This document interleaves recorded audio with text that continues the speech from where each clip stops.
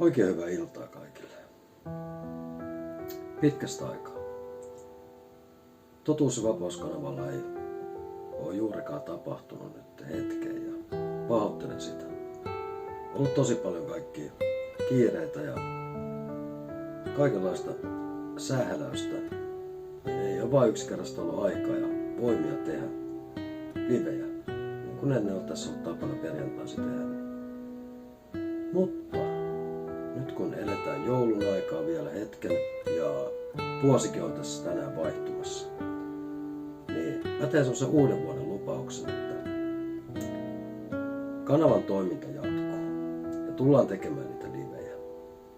Ja toki Saarnava Paarma-kanavallakin sitten tulee sinnekin tehdä jonkunlaista sisältöä, kun vaan keritään. Mutta tässä on muutama kuukausi. Saattaa olla semmoista vähän kiireistä meininkiä, että välttämättä ei niin kauheasti kerkeä aina tekemään kuin ennen. Mutta ei ole lopettamassa kuitenkaan. Kiitos kaikille teille, ketkä kuitenkin olette jaksanut pysyä vielä tilaajina ja ketkä olette aikaisemminkin kattonut livejä ja videoita. Niin kiitos teille vuodesta 2023. Ja mä haluan toivottaa teille kaikille oikein mahtavaa joulun aikaa ja loistavaa vuotta 2024. Nähdään ensi vuoden puolella.